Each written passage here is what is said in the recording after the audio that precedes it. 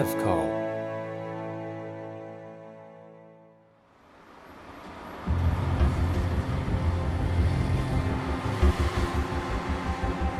Evcol Entertainment presents Skin 2, The Session.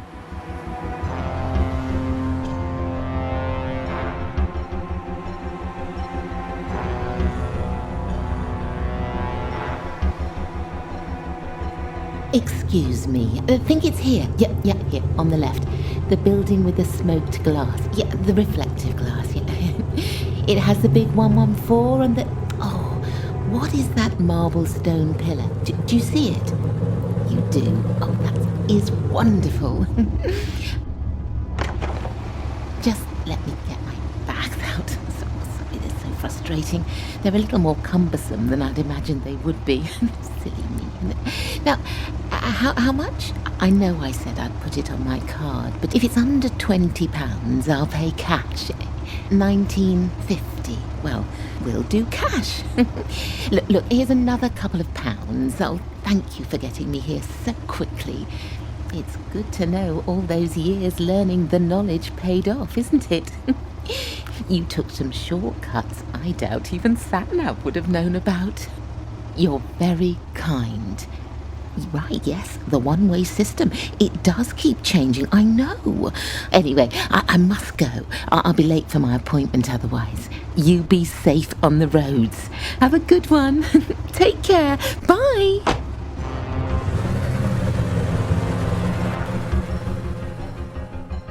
Excuse me. Yeah, I hope you can help me.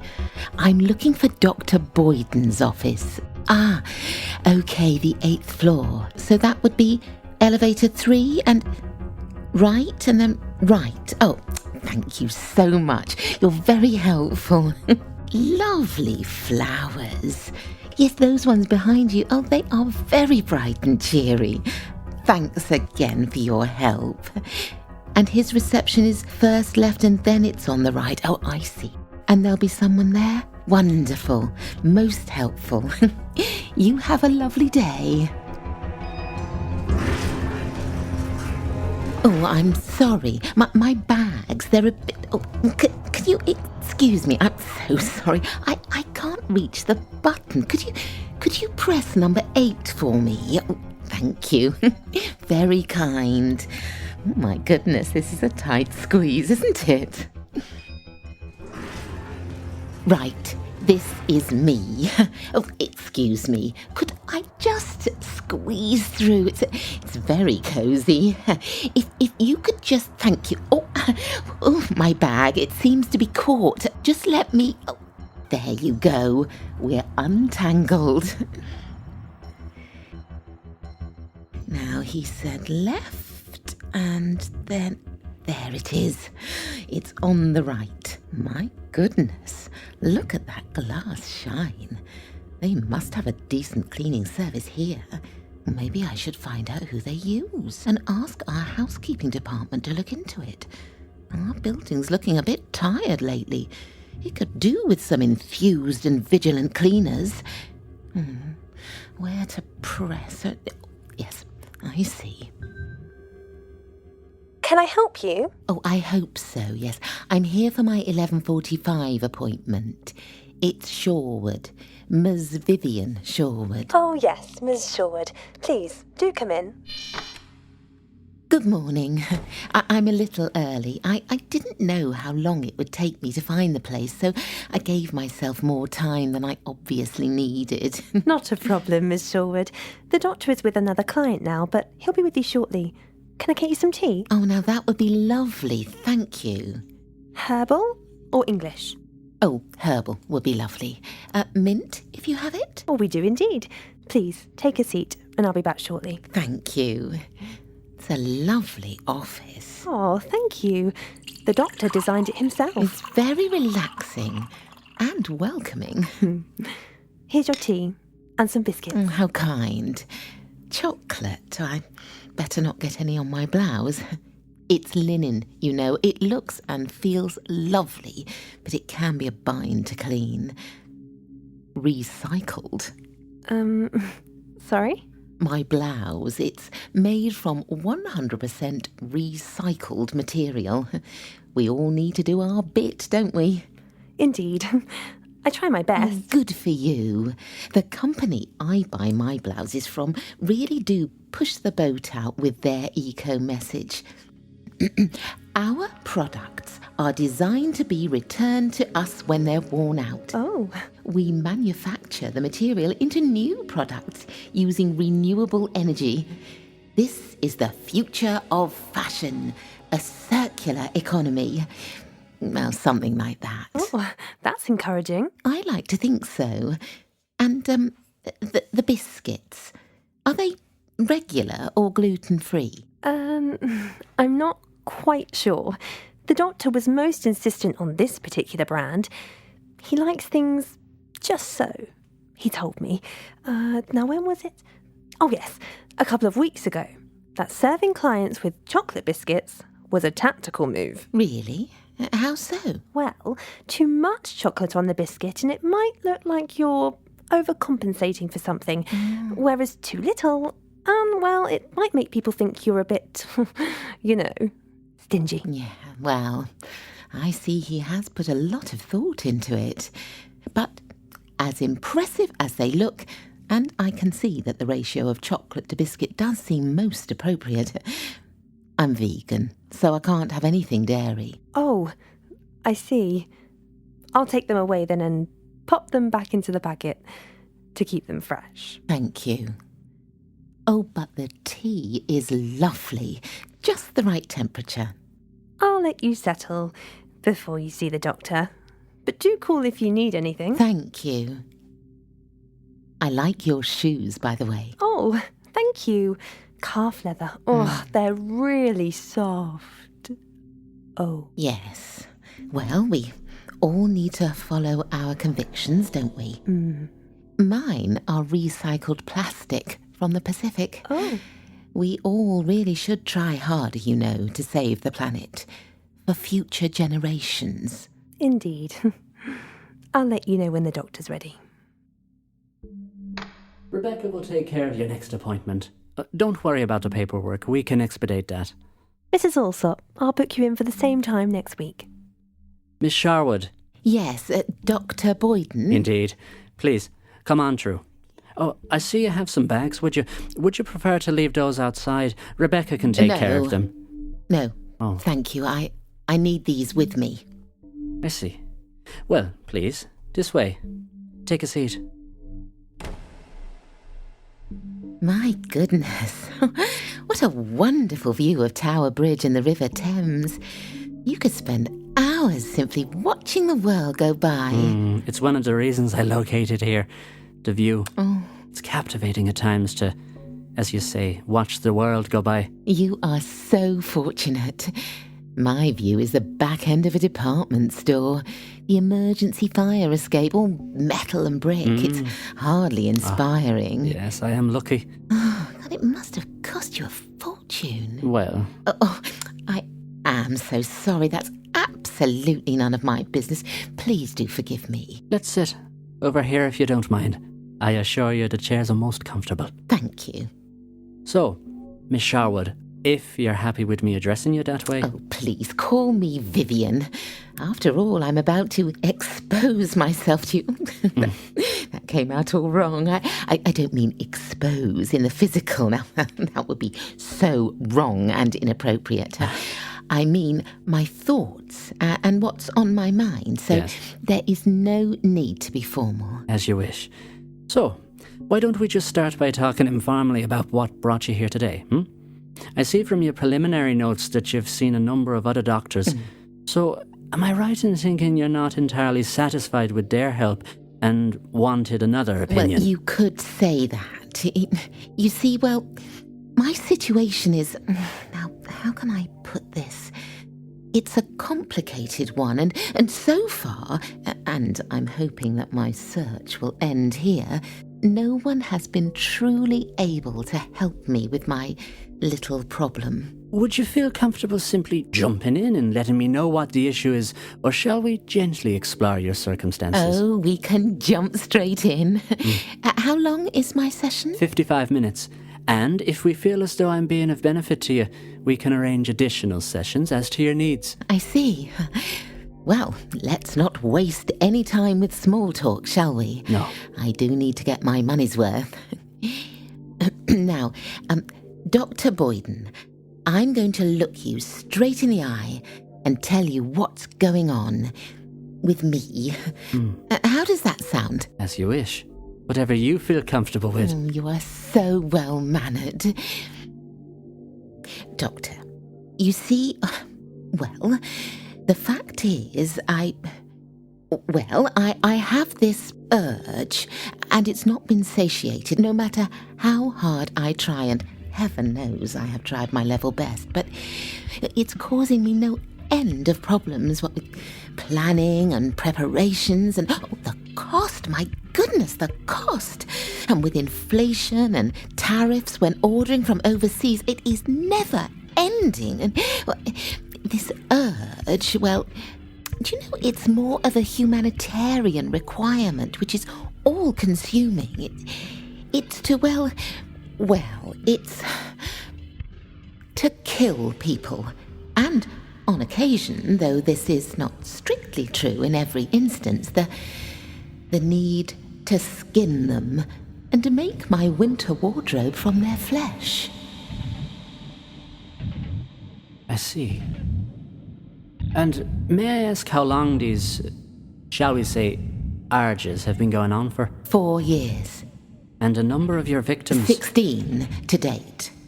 And you say preparations. What exactly do you mean by that? Well, it depends.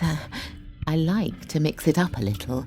Doing them all the same would be boring and uncreative. I mean, if you're going to take someone's life, snub them out, use some initiative. There have been a variety of ways I've ended someone's existence. I've skinned a few, charbroiled another. Then there was the acid bath, the decapitation of 3. I emptied the stomach of another whilst they were still conscious. It's a truly remarkable thing to see the very life drain away, evaporate, vanish from someone. I wonder what was going through their minds as they took their last breath. Well, guess we'll never know, as I'm a firm believer that we don't come back, have another life, another shot at walking this planet. No, for me, when you're done, and that's that. I often feel this reincarnation lark is for those who feel they've, missed out on something and want to think they'll get another shot at making the best of things a second time around. Well, that's a little bit egotistical, if you ask me. I mean, who decides whether you're worth giving another go to? No. For me, with this death business, ending the life of someone, you want to make it as bold and artistic as possible. Do you not think? Artistic. That's a bit flamboyant of me. Of course, no one has ever seen my work. I'm a private kind of person, you see, so there aren't any photos. Maybe a couple of mementos, but just token gestures, as one could slip into being ostentatious. And we wouldn't want that. I'll have MI5 on my case, and they'll be writing a case history on me, like they do at Quantico, with the FBI, and then some bright spark will make a movie. Oh, God, it'll go on, and they'll be calling me the female Ted Bundy, or whoever the current serial killer celebrity is this week. Yes, indeed. Miss Shorewood, Vivian, before we go on, I need to clarify a couple of things, if I may. Of course. Your notes indicate that despite visiting 5 other psychiatrists, no medication has ever been prescribed, just so I can update what I have in my records. Oh, goodness. I'm not a big believer in Western medication per se. I mean, quite apart from all the animal rights issues.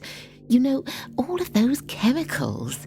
And of course, much of what is prescribed is still in its infancy in terms of the very long-term effect on our well-being. So, well, I'm not sure that taking it will really help. Right. Do you know, I read recently that there's a lawsuit against one of the pharma giants who make antidepressants.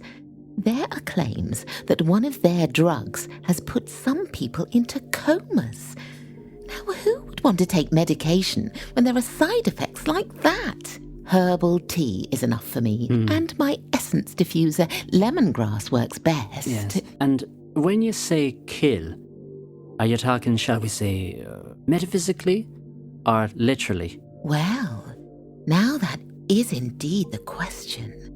Well, in my mind, I have, of course, killed literally hundreds of people, from the chap in Starbucks to the woman who ripped my coat with the end of her umbrella last winter when she was pushing and shoving on the tube. It was so rude. But, Doctor, let me ask you this as an answer to your question. What is literally? Is that an actuality? Well, can I ask what you mean by that? Well, if I were a gamer and lived my life through online gaming, then my perception of reality might be a little different to someone, say, who doesn't play online gaming and who works in a bakery, doesn't socialise, and whose sole role in life is to make sure that the bloomer loaf doesn't burn. Now, their lives could be completely different, both engulfed in their own realities, and who probably have completely different perceptions of what is real to them. Am I making sense, or going round the houses? So, if I am understanding you correctly, you're saying that we all have different perceptions of reality, even if we do in fact live.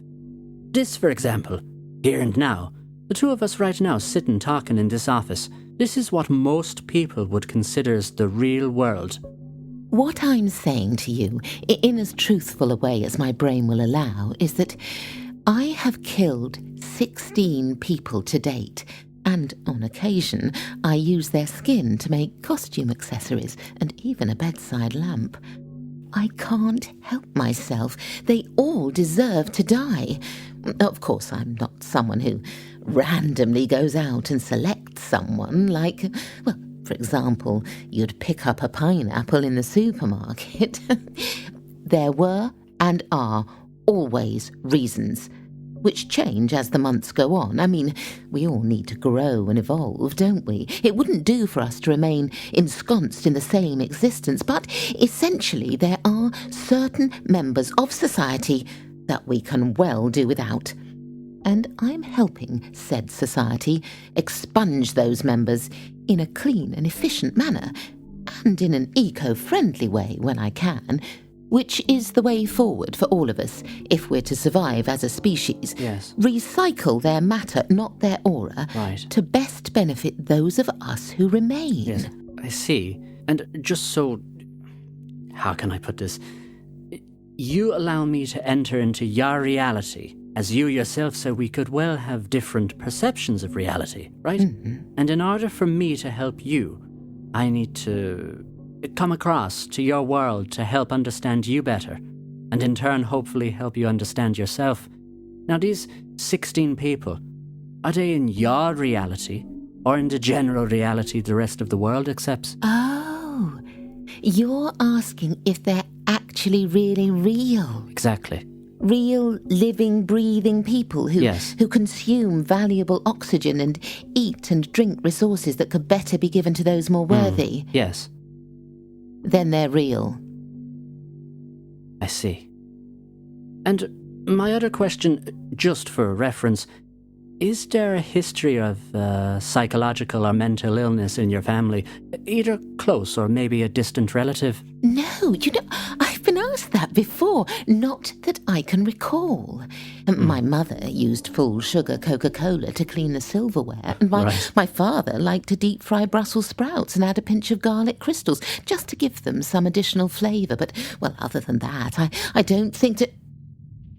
wait. Mm-hmm. Wait just a moment. There was my aunt. My mother's sister's sister, so a distant aunt who was from a previous marriage, so we're not blood-related as such, but yes, she liked to bake butter beans in lard, add some cinnamon, mush it into a paste, and then feed it to the squirrels in the park. Oh, she was convinced they loved it. Well, I'm not so sure myself, but, well, there you go. No one, just to be clear, no one blood-related to you has ever had the need to see a psychologist or psychiatrist in the past? No. Why, Doctor, are you thinking that I'm, well, how shall we say this, unhinged? I think it's a little too early to come to any diagnosis at present. I think we need to spend some time talking through your issues first before I can truly and constructively help. I see you're a man who likes to veer towards a path of caution. Well, in my experience, I found that letting a client talk out their feelings helps enormously.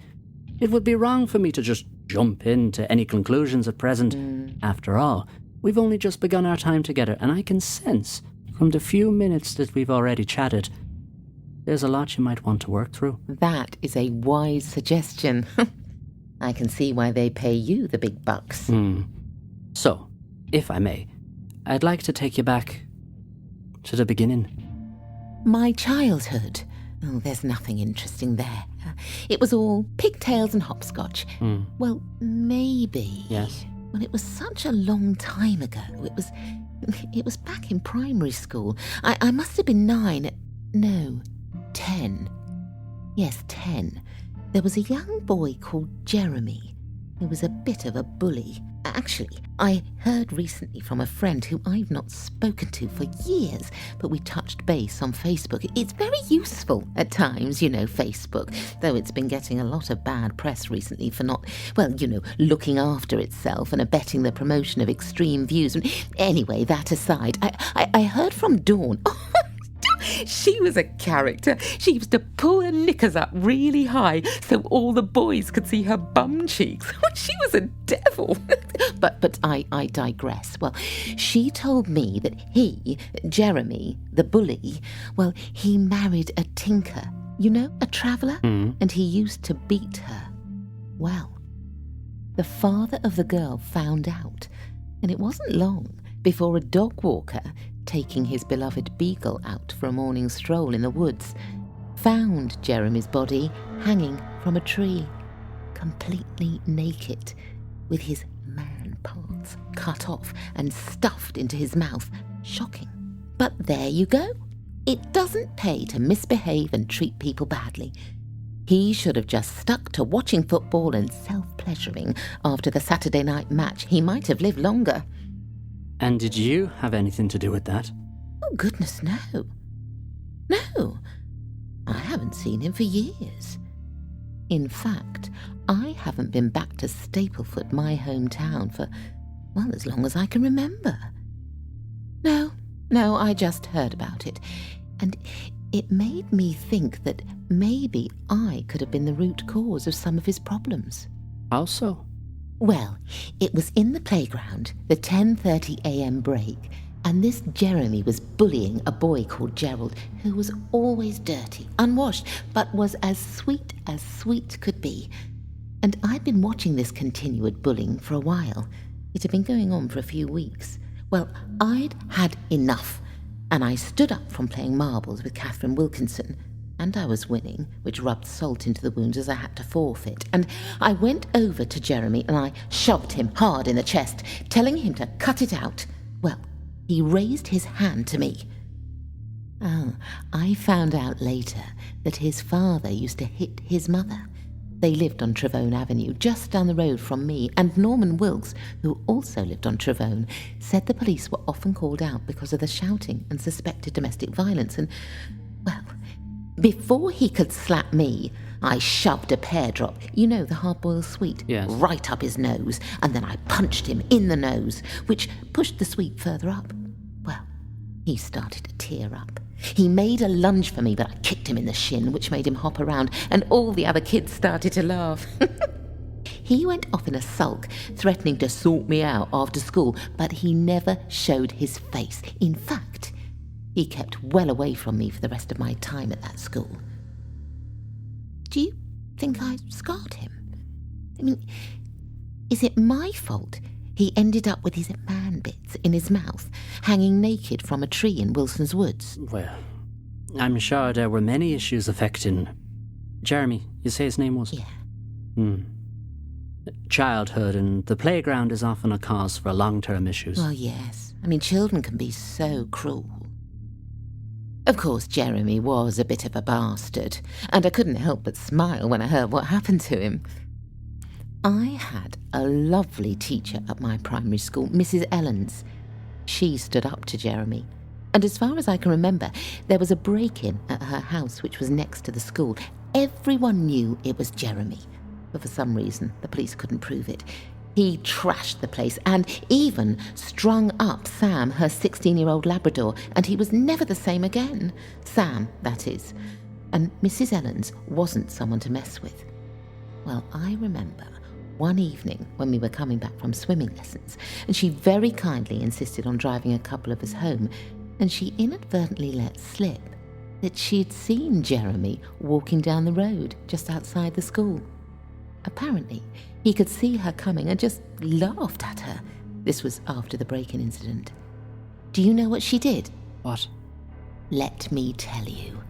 Well, she pressed her foot down hard on the accelerator, and she drove her car straight at him. He apparently was being cocky and didn't move, and she clipped him with the wing of her car, knocked his hip, sent him hurtling into the ditch, and then carried on.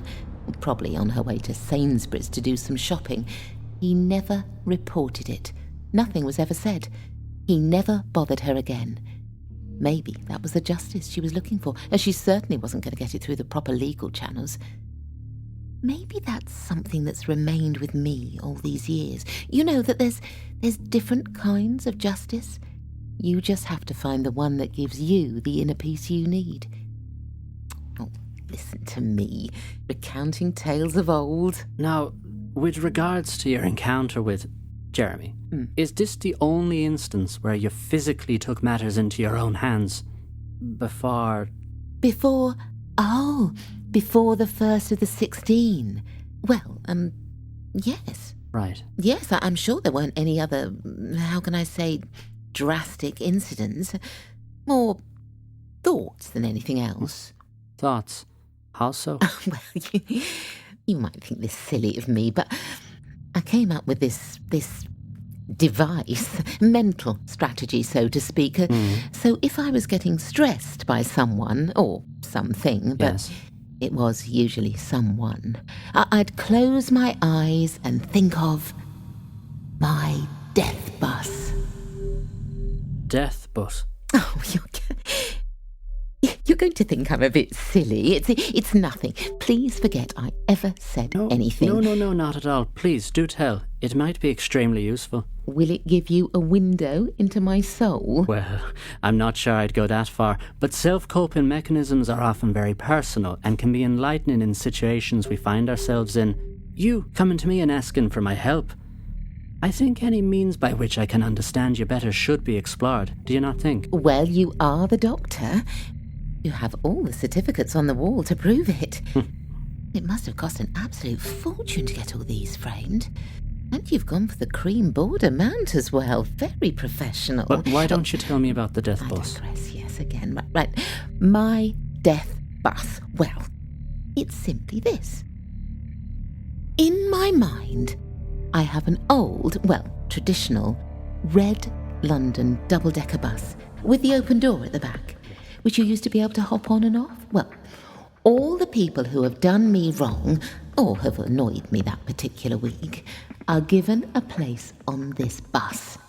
There is a conductor, of course, who, depending on how irritating I've found the individual who's been given a seat on the bus has been, decides upon where you're placed.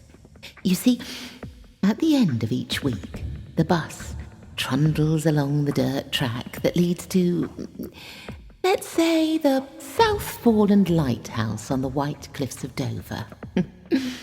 Oh, I remember looking at the website about the White Cliffs and reading about the lighthouse, and it said, "A guided tour of the lighthouse offers not only a fantastic story, but ends with a spectacular view from the balcony.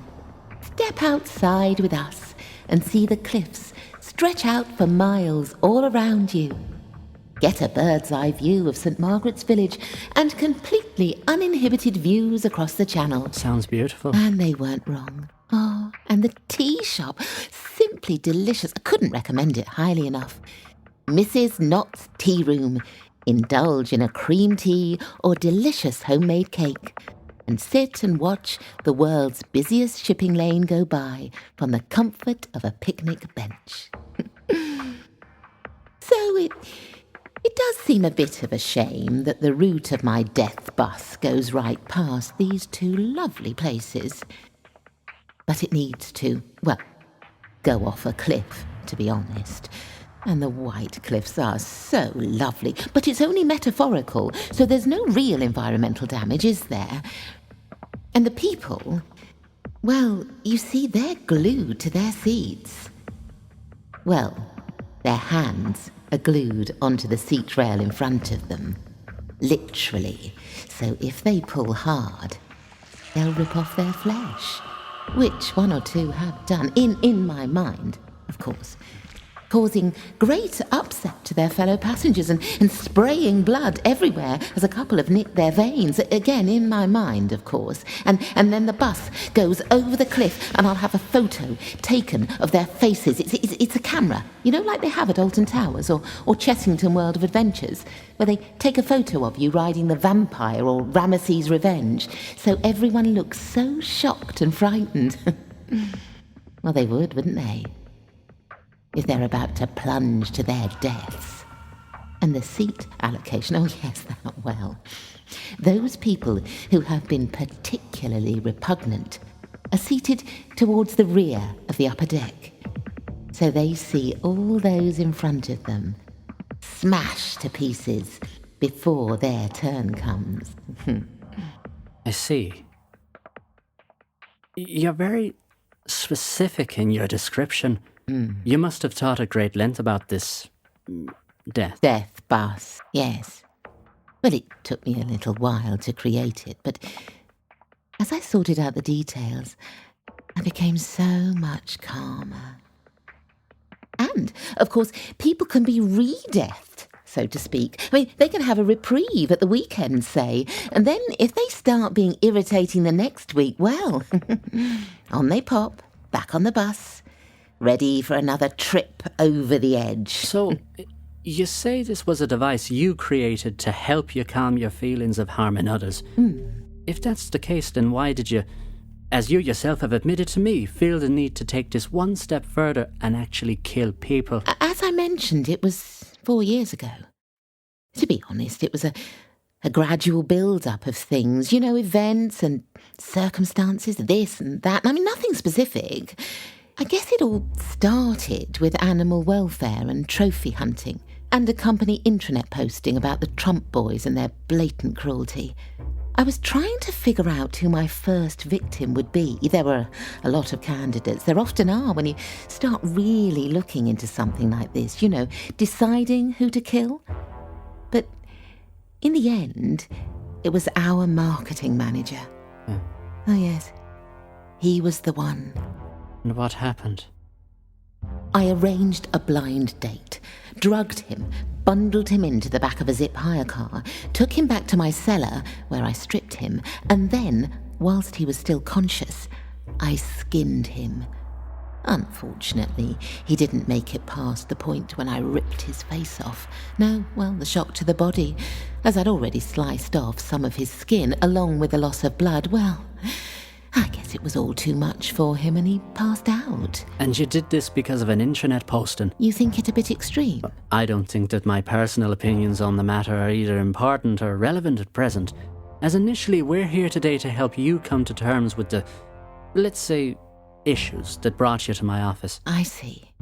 Doctor, can I be honest with you? Yes, of course. Please do.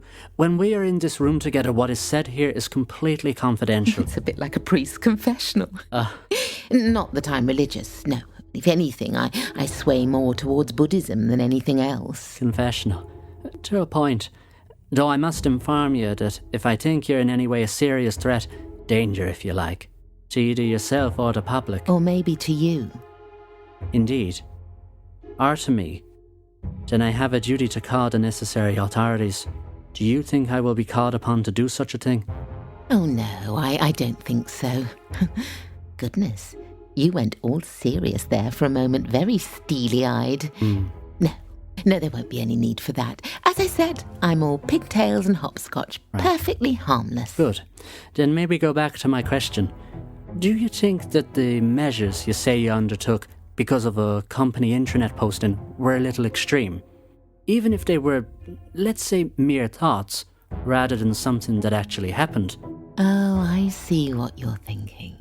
Where you're going with this.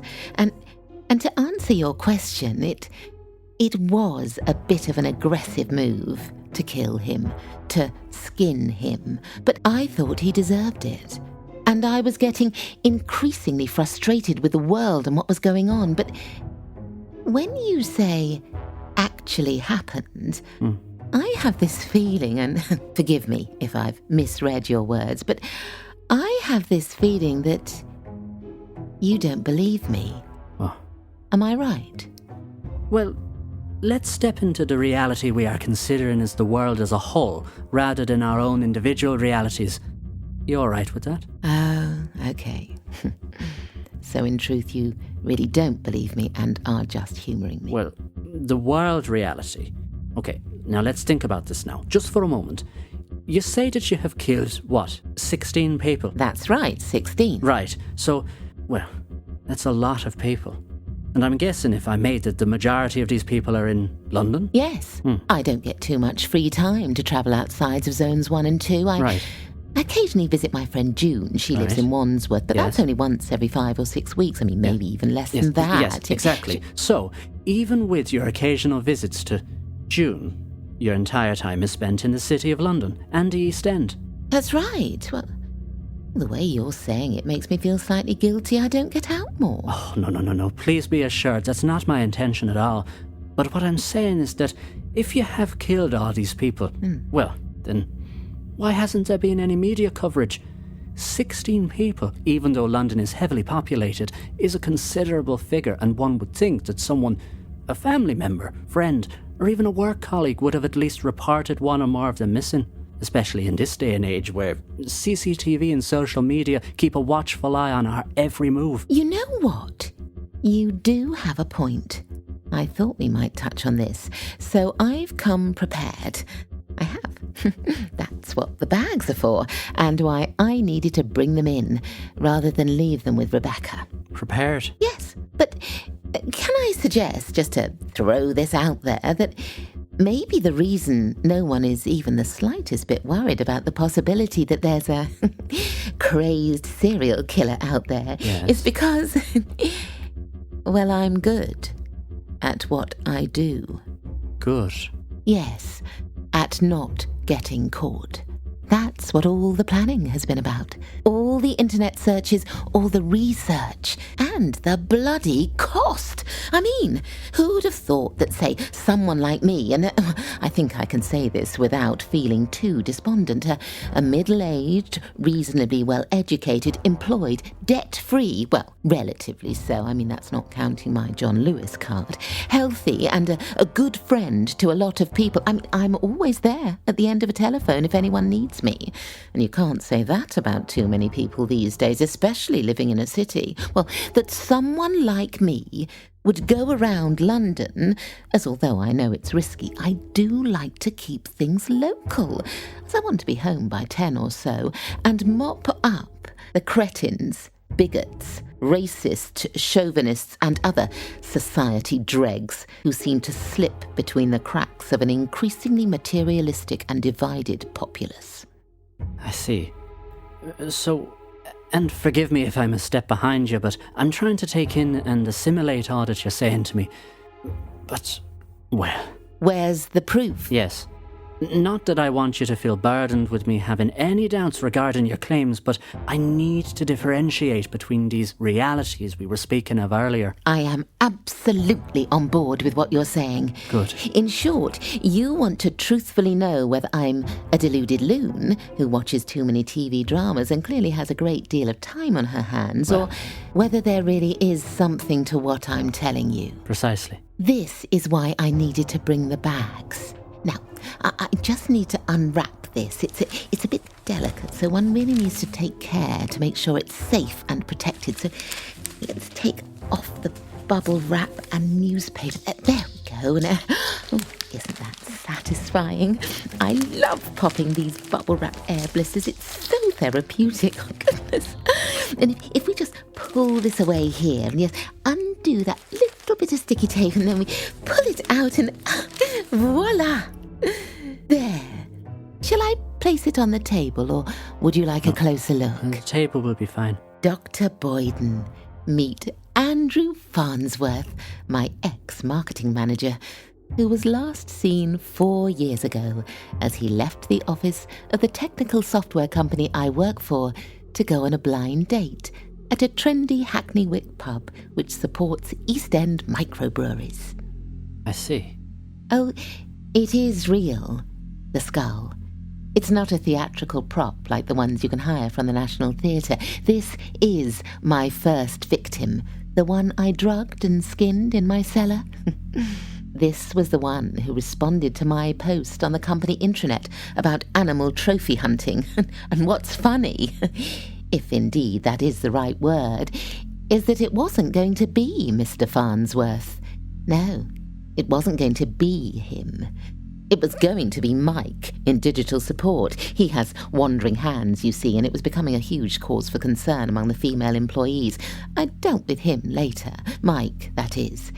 He was victim number 5. Doctor, are you all right? You're looking a little pale. I'm absolutely fine. I'm intrigued by your story. No, not story. Your issues and why you felt the need to bring a skull to our first meeting. Well, to be honest, I didn't know how it was going to go. You know, what with the 5 previous doctors not really being able to help me. And, well, I thought I should bring some sort of backup. Right. No, I'm not really sure if that's the right terminology. Well, just out of curiosity, and you don't need to reveal anything you feel might be compromising, why did you visit so many professionals before coming to see me? I'm not, for a moment, suggesting you should have come here first. After all, I might be an addition to the list of those who weren't able to help you. But 5, that's a lot of people. Oh, there were numerous reasons. I don't mind talking about it at all. Dr. Martin had terrible skin. It clearly didn't shower, and there was this mouldy smell, which was terribly unpleasant. And when we were talking, we only had 2 sessions, it was extremely off-putting. It smelt as though I were in a cave. No, a cavern. The dampness had been lingering for years. Dr. Swithenshaw was sweet, but clearly didn't believe a word I was saying, and it was only 1 session with her, short and sweet.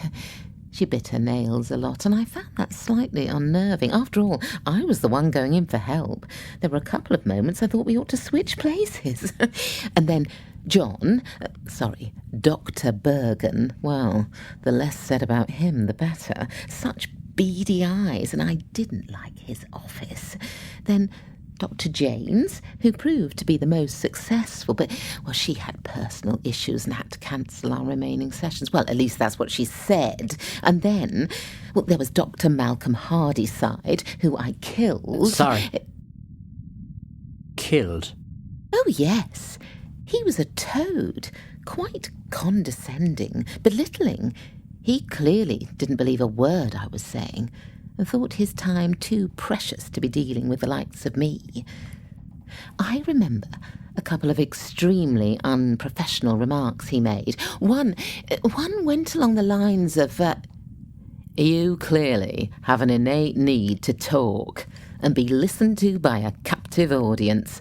along with unquestionable issues of feeling like a victim and a deluded sense of fantasy of what harm you might like to inflict on people who you deem unworthy and have crossed your path. He suggested I join the local Women's Institute and bake cheese scones. Now, you might think that I'd have been offended by that, but I wasn't. Not in the slightest. My friend Nikki is the chair of the local Women's Institute, and they do great things. And I love scones. In fact, mine are quite good, moist, even the cheese ones. So no, actually, I wasn't bothered about that. I did think his tone was rather inappropriate. And although he has every right to think the thoughts he'd like to think, well, you don't go round saying them out loud, especially in a session. You should just keep them to yourself. But you killed him. Oh, yes. Well, I wasn't going to let him get away with that, especially at the prices he was charging. And, to be honest, and maybe I shouldn't be saying this, but he wasn't very good. I think he was a day drinker, if you ask me. You know, adds a little something special to his morning coffee. Well, maybe it's wrong of me to cast such aspersions, but yes, he had to go. And I bet you're dying, well, maybe not dying, bad choice of word, but eager to know what happened, how he met his end. Oh, yeah, sure you are. Well, there is no problem with me telling you as I've said, I'm pretty good at what I do, so there is no proof. Though it might be good if you do a check on his current status. Now that's an idea. A check? Why don't you, as I'm telling you what happened, Right. get Rebecca to do a Google search on Dr. Malcolm Hardyside and see what she comes up with. That way we can carry on talking and she can verify I'm not just spinning you a fantastical yarn. Oh. Shall we do that? Yes, let's. Rebecca, I'd like you to do something for me. Yes, Dr. Boyden? I'd like you to look up Dr. Malcolm Hardyside. Excuse me, yes, Hardyside. Dr. Malcolm Hardyside. See what you can find about him and then buzz me right back. Don't wait until the end of Miss Shorewood's session. Certainly, Doctor. I'll take care of that right now. Thank you. Shall I continue? Yeah, please do. Well, Dr. Malcolm Hardyside. As I've said, I thought he was being disrespectful, and so a couple of nights after our last session, after which I decided there'd be no more, well, I waited for him outside his office near Southwark Park. I was careful to make sure there was no one around, and he had clearly had a couple of drinks. He really shouldn't have thought about driving, very naughty, but, well then, as he wasn't going to go very far, it really didn't matter, so as he was getting into his car at the back of the building, I called out to him, and as he turned, I sliced his femoral artery. It was very swift. As he collapsed, I bashed the side of his head with an Ox combination rubber mallet 24 ounce, which stunned him into silence. Are you surprised? I'm guessing you are. Well, he bled out within 4 minutes. I bundled him into the hire car. You know, I have spent an absolute fortune on hire cars while fulfilling this quest of mine. They should be giving me the equivalent of air miles. Anyway, as I said, I bundled him into the trunk of the car, which was laid out with plastic, and then, using 2 5-gallon containers of water mixed with bleach and vinegar, I swilled down the ground where only moments earlier he'd been rummaging through his pockets trying to find his car keys. Well, I needed to make sure the blood was washed away as much as I could. Mind you, there's so much knife crime in London these days, anyone looking at the ground might have just thought, well, that's unfortunate, another stabbing. Oh, the youth of today, drug-related, I guess, you know, the usual guff. By sheer coincidence, I had just booked a short 5-day polar bear cruise. I so wanted to experience an Arctic expedition to the remote island of Spitsbergen and into the land of the polar bear as a treat to myself. So, with time not being on my side, as I usually spent longer in the planning stages, but the good doctor had somewhat infuriated me, I secured Dr. Hardyside in my cellar, dismembered him, and liquidized his bones and organs with a new, high-speed, all-in-one set, industrial-strength Pro Series blender. Then, later that night, I took the liquidized doctor to the Bethnal Green Poets Estate Community Garden and quietly and anonymously donated what remained of him as fertilizer to a couple of the vegetable plots. And I must say, when I walked by the garden the other day, their tomatoes are the plumpest and reddest that I've seen in years. So there must have been some goodness, in terms of nutritional value, in the doctor. I bet they taste splendid on a garden salad. You know, one of the 5 a day. I kept his tongue, just because I wanted a keepsake, that's pickled, and his right leg, just below the knee. Now that I packed into my luggage for the cruise to see the polar bears. And after supper one night with the captain and a group of lively young lads from Stockport, when the ship had nearly reached its destination, I quietly tossed the leg over the side, hoping that some hungry polar bear might snack on it. Again, recycling is the key to a planet in crisis. Yes, Rebecca. I found the information. Would you like to hear? Yes, please. Well, it appears that Dr. Hardyside went missing several months ago. His receptionist left at the usual time on the day of his disappearance, and then, well, there's not a trace of him. His car was still at the office, but, well, the police found traces of blood on the ground, but it looks as though it had been washed away with bleach and vinegar, so the report says, but nothing else. Well, the case went quiet for a while, but then, well, there's something strange. Strange? Yes. It appears that a body part washed up in a Norwegian fjord, and through Interpol they matched the DNA to Dr. Hardyside. Isn't that random? Indeed. Does it say what body part? Let me see. Oh, yes, here it is. Lower right leg. Thank you, Rebecca. Is everything all right, Dr. Boyden? Yes, absolutely. That'll be all for now. Oh, dear, now that is a disappointment. Disappointment? Well, yes, the leg. The bears, they looked so thin. I mean, Dr. Hardyside's leg was only a gesture, a snack, if you like, but it would have been something for them to chew on. Still, best laid plans and all that. I suppose it'll remain in a forensic lab, atrophying, unless they store it in a solution of some kind. Otherwise, well, they could hand it back to his wife. At least she'd have something to bury. Oh, I don't know, did he have a wife? I'm really not sure. Well, at least there's one thing. And that's that. He can no longer be rude or dismissive to anyone, especially in a professional situation. Doctor, are you all right? You have gone a little pale. Yes, absolutely fine. So, if I'm reading you correctly, you have this, shall we say, urge to kill people who cause you, well, mental anguish. Well, in a word, yes. Yeah. Though it really didn't start that way. No, it was a genuine repulsion of the way humanity and the world was and still is heading. That's still the underlying feeling I have. We really do need to help ourselves save ourselves, if that's the right way of putting it. Because, well, if we don't do something soon, well, it's curtains, isn't it?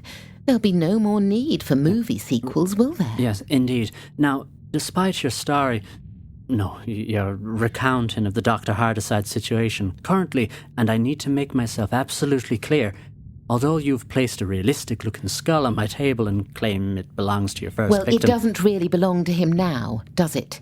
He's dead. But let me continue to follow through with my train of thought, just for a moment. Of course, Doctor. Sorry. No, there's no need to be sorry. I'm not here as judge and jury. I'm here because you have asked for my help. Now, some may be alarmed at what you've confessed, if you like. But not you. I have many thoughts at present. However, my primary interest is your well-being. And I think the fact that you're even telling me what you've done is cathartic in many ways. Is it helpful to you? Oh, yes. You're far more open to my situation than anyone I've met previously.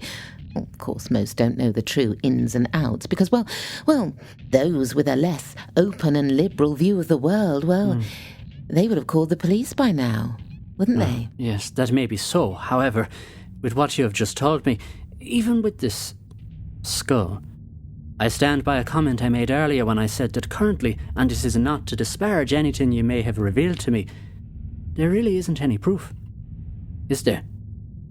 And you yourself have made abundantly clear that you are very good at what you do, and have covered your tracks, and all that goes with that. So, what I have to work with is what's going on in your head. Nothing more than that. Well, I suppose you're right. Although I can categorically claim that this is Andrew Farnsworth's skull, though it has been through the dishwasher a few times, and I bleached it, simply because I used it for Halloween every year to scare away the local feral children, and I need to get rid of any bacteria. It does look very clean. Can't have that building up now, can we? So I'm not sure how much DNA is left, though we can, of course, check that. But then maybe you're right. Maybe I just found it in a dumpster, and maybe, just maybe, I am in the process of having a psychotic break and talking nonsense, so there's no real proof that I had anything to do with his or Dr. Hardyside's death. Is there? And you think that's what's happening to you? What? That I'm having a psychotic break? Oh, I don't think so. I mean, I've just booked a 2-week trip to Morocco. I so wanted to see the Jardin Majorelle in Marrakesh. So, well, why would I think I'm going loopy if I have the wherewithal to book a holiday? Oh, no. I know there's no proof, but it's just so good to get it off my chest. I mean, there is more. The other victims, I can tell you about a few of those, and maybe that'd give you a better idea of my mindset. Yeah. How does that sound? If you think it would be helpful, though I must remind you that our session lasts for only 55 minutes, yes. Oh, you were very clear about that. And up front, which is something I like. But do you know what? What? I like you, Dr. Boyden. I have this sense that you're not at all judgmental. You're truly listening to what I'm saying, even though I know there's doubt in your mind. I mean, well, why wouldn't there be?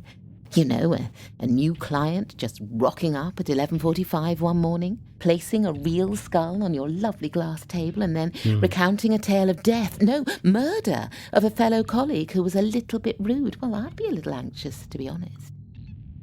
But you, well, you're taking it completely in your stride. It is so lovely to sit here and chat whilst enjoying such a spectacular view. The sky is so crisp today. Yes, it is indeed extraordinarily blue. It's very refreshing, but now let's get back to you. Right. Well, as I know time was limited, I'll only talk about the first few victims, shall I? I mean, we can save the others until our next session, if you like. If you think that would be helpful. Oh, indeed I do. So, well, let me take a few items out of my bag and place them on the table. Will that be all right? Yes, if it helps you. Do. Firstly, here's April's metal spike. Oh, then Ian's wooden meat tenderizer. And here's Steve's rectum. Now, don't worry. The container is completely sealed, so there'll be no spillage. And 3 needles containing sodium thiopental, pancurionium bromide, and one final one filled with potassium chloride. Well, obviously I've refilled them since I last used them on Mr. Walmsley. Steve, that is.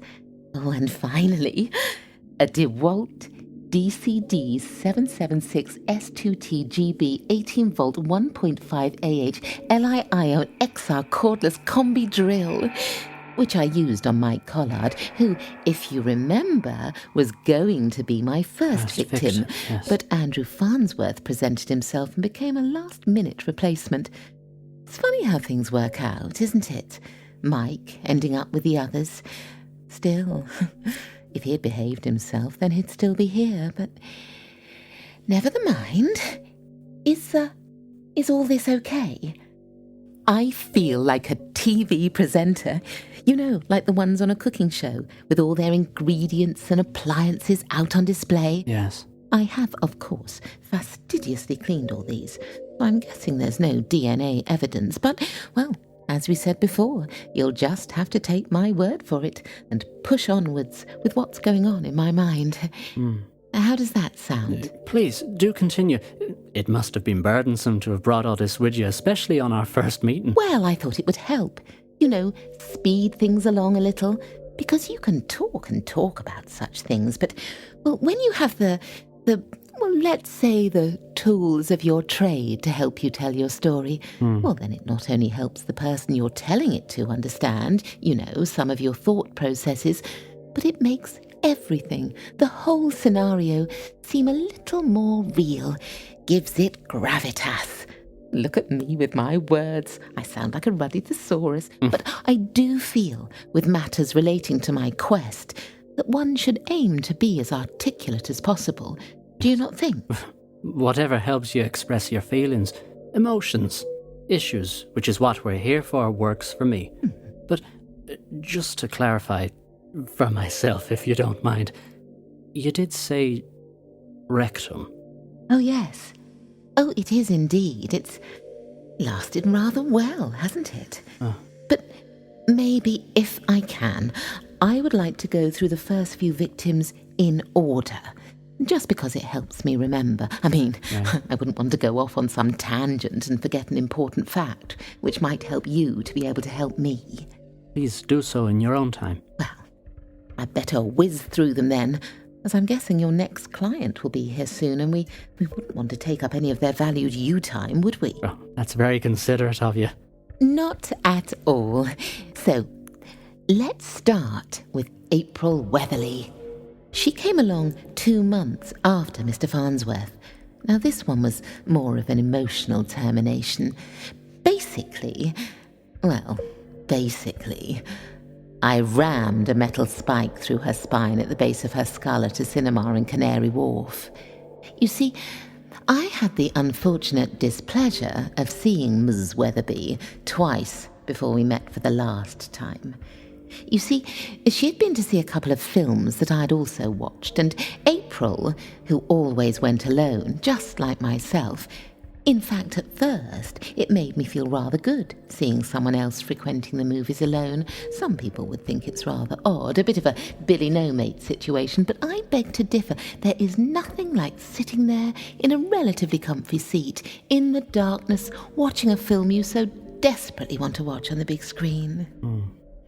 Now, April was eating her popcorn very loudly, and after putting up with her grazing for at least 30 minutes, I asked her to be more considerate. Well, I thought that I'd asked her in a civilized and decent manner, but she responded like a petulant child and gave me serious attitude. She bluntly told me to get lost and mind my own business, and then she proceeded to cud and graze, but now at increased volume levels. I mean, such infantile and immature behaviour. The others in the cinema were now looking at me as if I had done something wrong. I mean, quite absurd, really, especially when I know it was irritating them as well. Well, I wasn't having it. I wasn't going to spend good money on a cinema ticket and have the experience ruined by a noisy eater, and not just noisy, but also downright rude. I decided to frequent the very same cinema and watch out for April. I soon found out she was a bit of a regular, and I followed her into the auditorium a couple more times, well, just to see if she had been having an off day when we spoke, or whether she was, just an awful individual. It soon became clear that my initial appraisal of April was correct. Each and every time she visited the cinema, she was obnoxious to those around her and kept eating very loudly. So I made up my mind, that I needed to kill her. I decided to act while we were watching a romantic drama called Green Fields of Destiny. I positioned myself behind April, and when she started to eat loudly, I rammed a metal spike into the base of her skull. I had only the time to do a little research into craniocervical junction disorders, so my efforts were rudimentary to say the least, but as I pushed the spike in, I grabbed her head and covered her mouth, which was full of salt popcorn, just to make sure she didn't call out. I had to jiggle the spike around a little, and I could feel it crunching on the bone as I moved it about. So, well, I don't know whether it was that which killed her or what happened later, but she certainly passed out, which was wonderful, as we could finish watching the film in silence. I quietly moved to the seat next to her, and when the film finished, took April out through a side door, supporting her, intimating that my friend was a little drunk. My beloved Zip hire car was parked close by the exit, and I bundled April in and took her home, where I pushed her down the stairs into the cellar, stripped her, and popped her into a metal bin filled with hydrofluoric acid, and watched her bubble away till there was almost nothing left. Then I drained the bin, scraped what was left of April into a metal bread bin, and took the remains to the Thames Barrier Park, and emptied them into the river. I kept her fingernails, though. I'd noticed those, and pulled them out with some pliers before rolling her into the acid, as a token of my hard work, well, and as they were well manicured and maintained. Does what I say shock you, Doctor? It's a little too early for me to give you an answer. I'm more interested in hearing what you have to say. I have to say that you seem to be very clinical in recounting these situations. Does the fact that you have taken a life not fill you with any sort of emotion? Well, I must say that when I sense that my victims exhale their last breath, it does fill me with a great sense of satisfaction. I'm almost jubilant, to be honest, that I've succeeded in my task and not been caught. Right, but with that said, are you not putting yourself at risk by coming here and admitting all this to me? Well, as we've said a couple of times during our meeting, where's the proof? I mean, would you like me to inject you with the contents of these 3 needles? They could, of course, just be filled with water, but then, what if they weren't? Now that does present an interesting situation, doesn't it? Indeed it does. And are you considering me as a future victim? Oh, I don't think so. You're the first person who has treated me with a degree of dignity and, shall we say, understanding to a point. No, I think the road that you and I are going to travel along is a long one. There are many more miles ahead of us. Is that a journey you're interested in taking? I have always been a firm believer that if you're truly going to help a client, then there could well be some risks involved. But if you're asking me if I feel threatened by you, my answer at present is no. Oh, that is a relief. Now, that's not because I'm wearing a designer blouse from Net-a-Porter, not something grubby and in leather. No. Your fashion, taste, shall we say, are not an influencing factor on my answer. Shall we stay on track now? I'm aware that our time together today is limited. Of course. Next was Ayan, the wooden meat tenderizer. Ayan Patel. Let's see, now that was 5 months after Ms. Weatherly. He ran an off-licence on Roman Road and was selling fireworks to underage customers, yet, despite warnings, he continued to do so, and one of the fireworks he sold was set off by a 14-year-old youth, which burned a terrier named Blighty who had to be put down. He continually disregarded the law. Tower Hamlets Council seemed remiss in their duty to prosecute him, so, well, I had to give them a helping hand, which I don't mind doing from time to time, civic duty and all that. I waited outside the rear entrance to his shop late one Thursday night. It's to one end of a small dead-end street. I had been watching Ayan closely and getting to know his timetable. I waited beside the door. It was a bit chilly, but I really had to take care of this matter that night as I had a presentation to give at work the following afternoon, and, well, I needed to get back to put the finishing touches to it. So out he came, and I unflinchingly hit him over the head with a piece of iron piping as he took out the trash. Trash that he always tossed into the commercial dumpster, which I know he didn't contribute towards, and which really should have been emptied more often. I then stuffed him into a suitcase. As it was a dimly lit street and it didn't go anywhere, I knew there'd be no one around, and then I loaded that into the car and took him back to my cellar. where I further bludgeoned his head with a wooden meat tenderizer just to release some tension. The presentation I mentioned earlier was really taking me the distance, and my boss was being so picky. Very frustrating. And then I carved him up. Ian, that is, not my boss, with an Arbitec IND 200 industrial carver, and then fed him to the foxes over a 2-week period. Are you saying that your real-life frustration with your boss and the presentation you were about to give, did that manifest in you excessively bludgeoning Mr. Patel once? And I'm guessing this to be the case. You knew he was already dead. I suppose. He was going to die anyway. And the presentation... Do you know, why are people so picky about typographical fonts? I mean, what is the real difference between Arial and Helvetica? They're both clean and easy to read, so why do people feel the need to go into lengthy discussions about the pros and cons? We must have spent about 90 minutes talking about that very issue, when I could have just been writing the ruddy thing and getting home at a decent hour. I don't know. Maybe it's just me and getting on in years, but really some of these youngsters, they're so self-indulgent and unnecessary at times. It does make my blood boil. And are any of them on your list potential victims? Oh, Doctor, what must you think of me, really? I'm not going to get all worked up over a font style. But noisy haters. Are you implying that I am being fickle about the choices of my victims? I'm just interested in your criteria. Nothing more. We all make personal judgments. Who's to say who is right and who is wrong? I suppose, but... Well, really, the very thought of killing one of the youngsters in our office because of that... It doesn't bear thinking about. Mind you, leaving unwashed cups in the sink, now that is another matter. Don't get me started on that. But we can save that discussion for another time. Yes. Shall we continue with the first... Should we call them batch? The first batch of victims.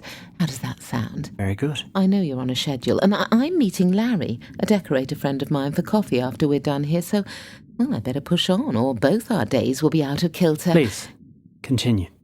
Yes, the Needles. Steve Walmsley, London Underground driver. I dealt with Mr. Walmsley 3 months after Mr. Patel.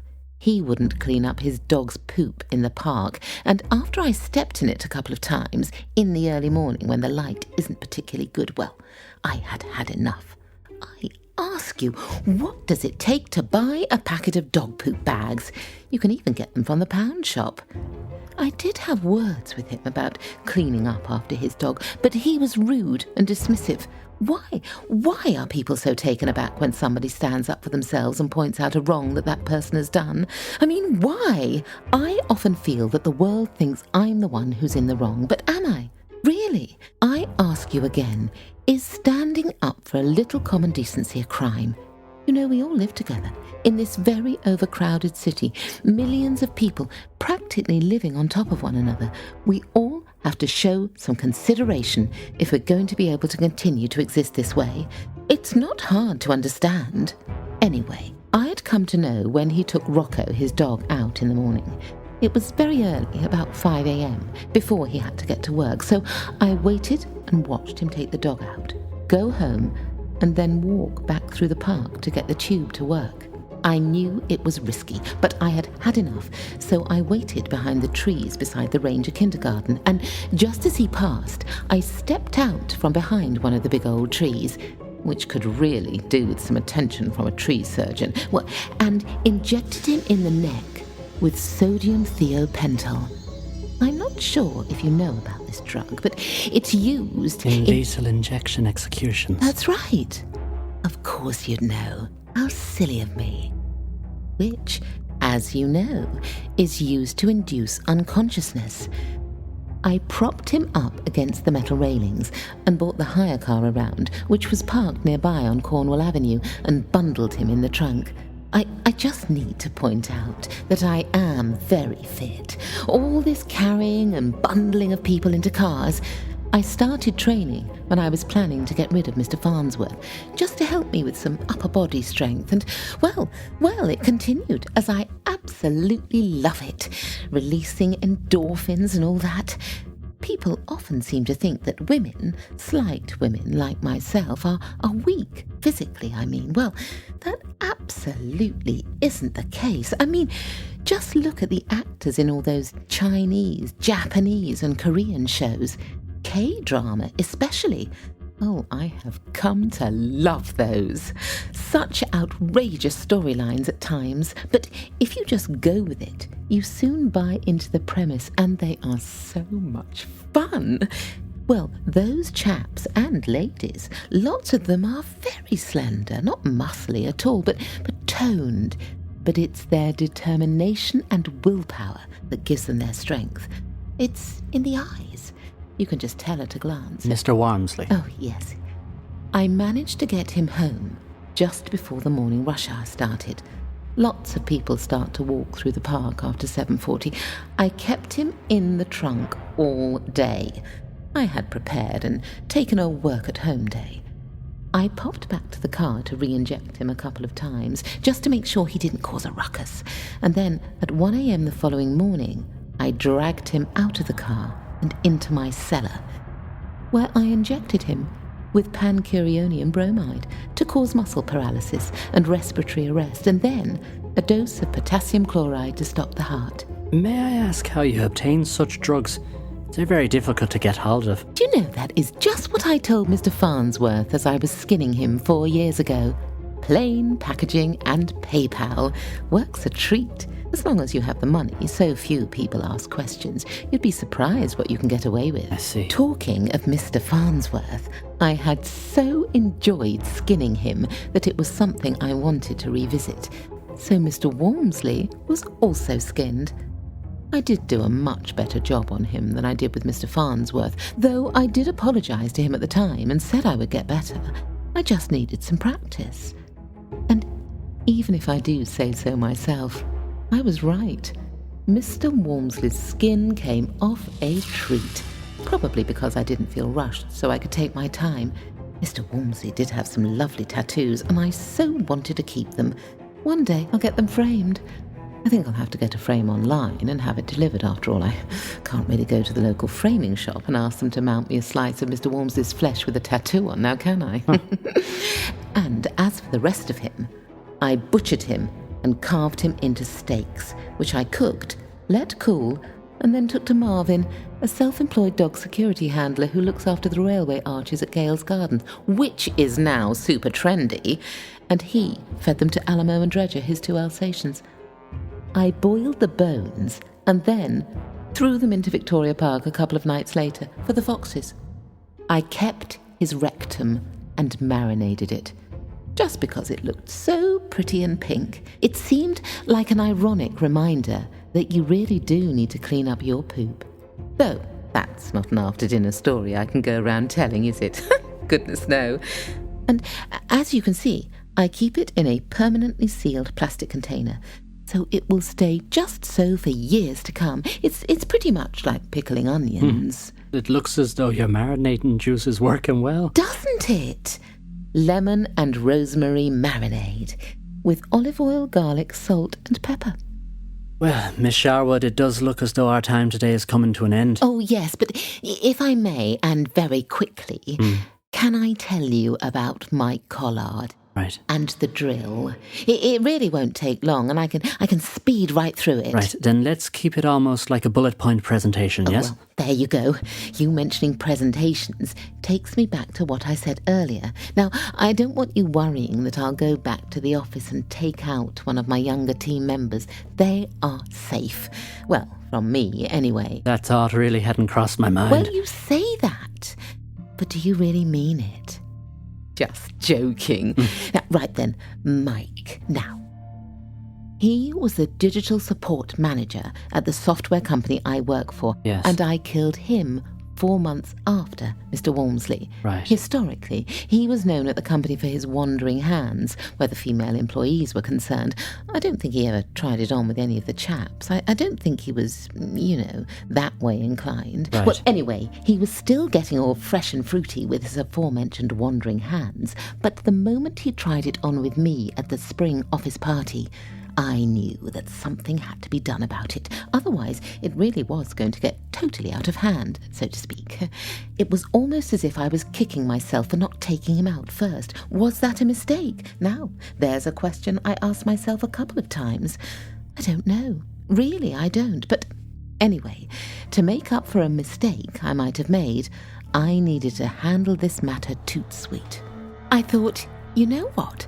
I'll play along and sort this chap out sooner rather than later.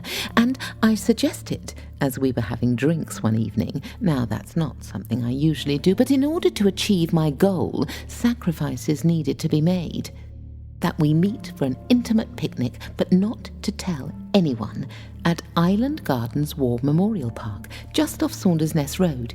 He readily agreed, as in his drunken state he slurred, "Any hole's a goal." So, I met him there, suggesting that we travel separately.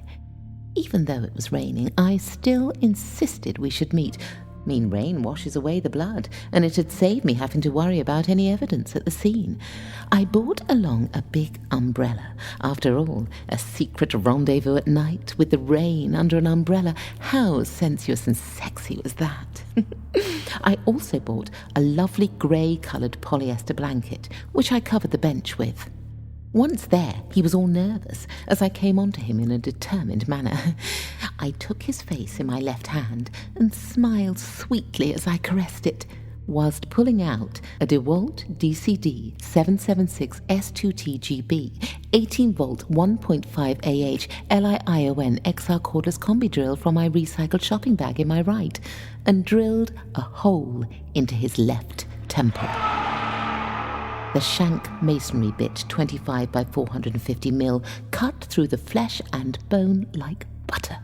And after a couple of body judders, he slumped onto my lap and was finally at peace. I didn't want to waste the falafel and tomato sandwiches I'd bought, so I finished those and then bundled him into the car, wrapping him up in the polyester blanket. Once I had him home and in the cellar, I first cut off his hands, broiled the rest of him, and then separated out his limbs and organs and placed them in large freezer bags, which, over the next 4 weeks, I distributed to London's rodent population as I walked back through Brick Lane and Whitechapel. The bones I carefully packaged and sent via express airmail to a delighted traditional Chinese bone medicine practitioner in the Guangdong province in South China, on the South China Sea coast, so he could be put to good use and benefit the local community. I kept the hands and glued them together so they looked as though they were forming a bowl. I placed a salt lamp replacement electrical lamplight fitting in the middle, and hey presto, Mike had become a unique bedside light, which had its own personal story. I'll bring that to show you next time. I couldn't quite fit everything in these bags, and as I'm going to meet Larry, I didn't want to have to carry such a lot of stuff into Covent Garden, which is where I'm meeting him. There now. That didn't take too long, did it? No, you really did speed through that encounter. So, our time is up, and I think we've certainly covered a great deal of ground with today's session. Has it been useful to you? Oh, goodness, yes, indeed it has. I know that you don't really believe all that I've been telling you. I don't think you're, humouring me. I get the feeling you know something is going on, but you're not quite sure what to think, are you? Well, I'm not sure whether I believe you is what we're trying to achieve here now, is it? You clearly have a great deal going on and have found a way and means in your reality, shall we put it, to tackle those issues and satiate them, but it seems to be a temporary solution to a much bigger, let's say, problem.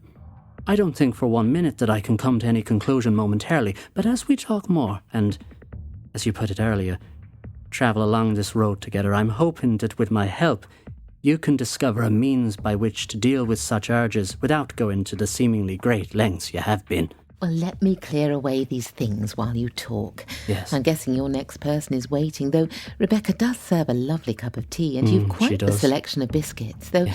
Maybe you should think about adding a vegan option, just for those of us who choose that lifestyle. Yes, of course. I'll talk to Rebecca about that.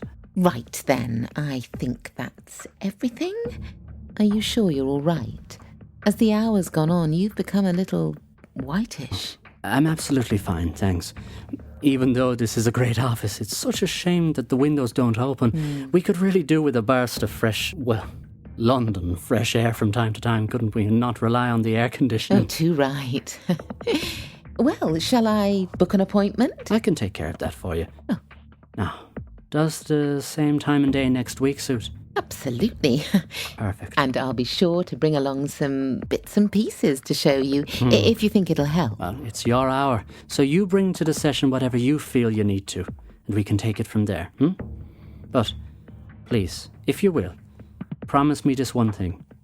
Between now and when we next meet. I will try my level best, if I'm able. That should you have, the urge. What? To kill? Yes. Even if it's only in your mind, just the slightest inclination, then you're to call me on this number. Right. That one, right there. It's an after-hours number. A service that I provide for my clients just in case they should ever need someone to talk to. Well, isn't that thoughtful? So kind. I will. Not that there's anyone on my radar at the moment, but, you never know. 7 days living in a city with as many people as London has, Yes. You can't tell what's just around the corner now, can you? My thoughts exactly. It's been a good first session, and I'm eager to continue our work together. As am I, Dr. Boyden. Now, there is one question I have just before I leave, and I hope you don't find it too presumptuous. I will answer, if I can. And it's appropriate, of course.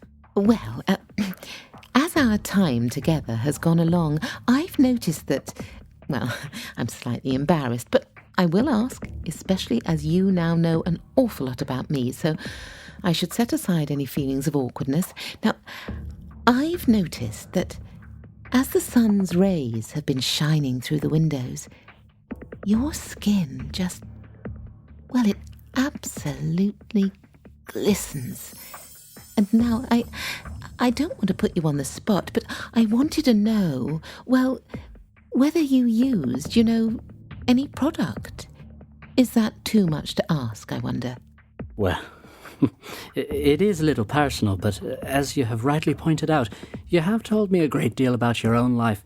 So, I'll let you into a secret. I do. Not tested on animals, I hope. No, absolutely not. My partner would never agree to letting me use such a product. Well, that's good to hear. Well, until next time then. Oh, and Doctor, one last thing. Yes, Miss Shorewood. Oh, don't be so formal. Vivian, please. Thanks for not calling the police. That would have been complicated now, wouldn't it? And, the repercussions, what would they have been? After all, I know where to find you. Still, it's been avoided, thank goodness, and long may we travel this road together. Until next time. Goodbye. And thank you.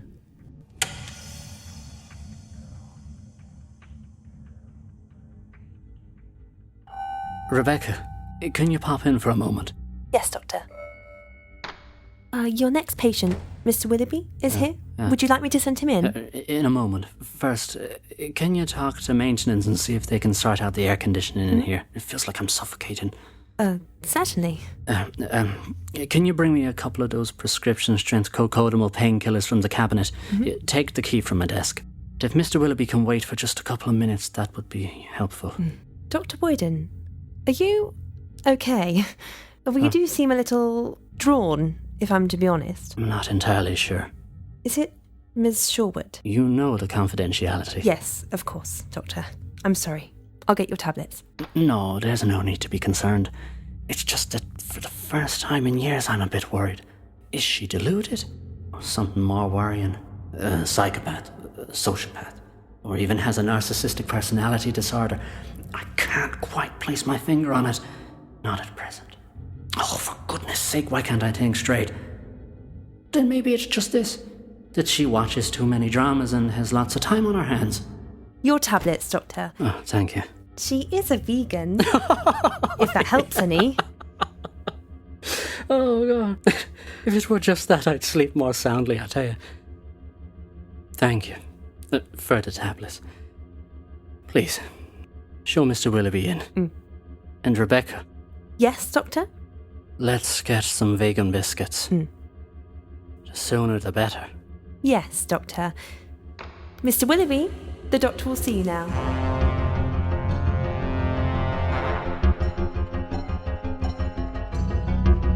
Skin 2, The Session. Written, directed and produced by Simon James Collier. Music and soundscape design, Zachary Elliott-Hatton. Co-producer, Adam Dechanel. Recorded at the Umbrella Room Studio, London. Engineer, Ben Robbins. Graphic design, Clockwork Digital Studios. Cast: Samantha Boffin, Mitch Howell, and Georgie Montgomery.